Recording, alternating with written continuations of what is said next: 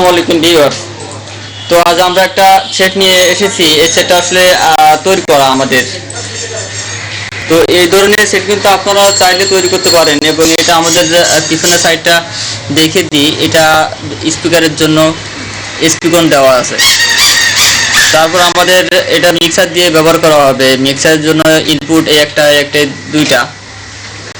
তাহলে গেল, এটা আমাদের পিছন সাইডটা গেল। এখন আমরা সামনের সাইডটা দেখিয়ে দিই। এটা আমাদের সামনের সাইড।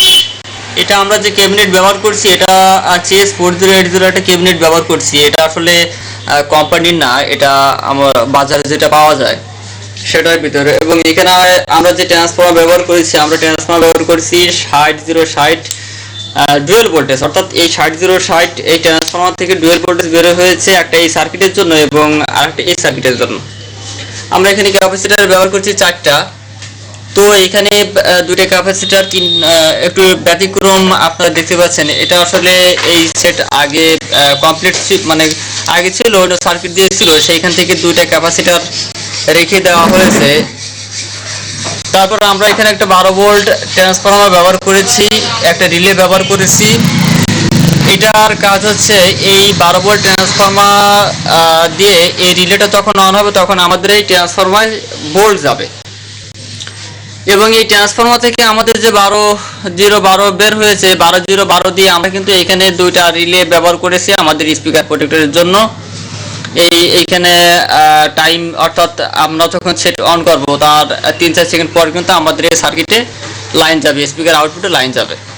তো এটা গেল আমাদের সার্কিটের মানে কোয়ালিটি। এবং এখানে যে আপনারা যে সার্কিটটা দেখতে পাচ্ছেন, এই সার্কিটটা কিন্তু আমার তৈরি করা, আমার নিজে তৈরি করা যে সার্কিট, সেই সার্কিট দিয়ে কিন্তু আমরা এটা রেডি করেছি।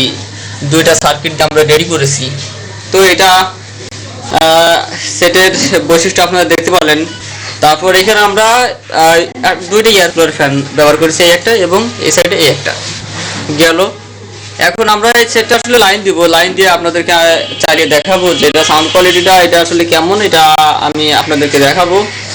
তো এইখান থেকে আমরা একটি বক্সের লাইন দিয়ে রেখেছি এবং আমাদের কর্ড জ্যাক লাগানো আছে। আমরা সেটটিকে অন করব।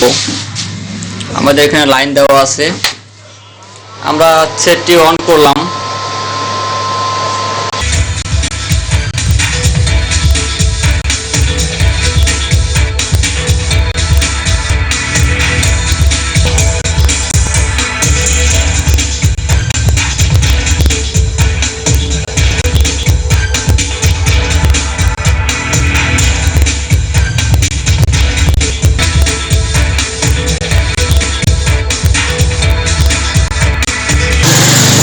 অপর সাইডে যে আমরা দুটো সাইড আসলে চেক দিয়ে দেখবো।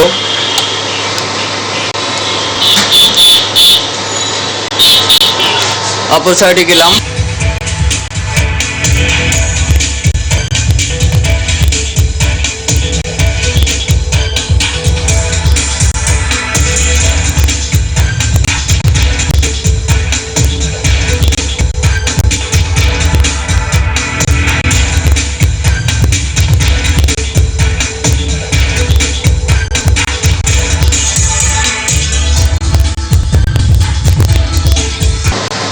তাহলে এটা ছিল কিন্তু আমাদের এই সেটের কোয়ালিটি।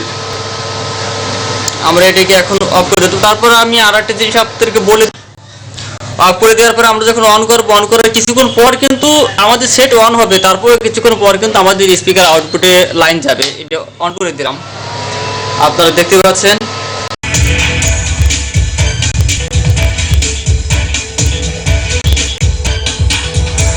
কাজটা প্রতিটা সেটে আপনাদের করা প্রয়োজন, কারণ আপনারা যখন এইভাবে যদি টাইমার যদি না দেন স্পিকার আউটপুটে, তাহলে কিন্তু আপনাদের অ্যাম্প, তাহলে আপনাদের স্পিকার বক্স এটা কিন্তু অবশ্যই ক্ষতিগ্রস্ত হবে। কারণ সেট যখন অন করবে তখন ধাপ করে একটা আওয়াজ হবে এবং যখন অফ করবে তখনও কিন্তু ধাপ করে একটা আওয়াজ হবে। তো আমাদের এখানে যে সেটটা তৈরি করা হয়েছে, এই সেটে আসলে 1 পেয়ার সাউন্ড লোড নেবে, 4 ইঞ্চি ভয়েস কয়েলের 1 পেয়ার সাউন্ড লোড নেবে, সেই জন্য কিন্তু এটা আসলে তৈরি করা।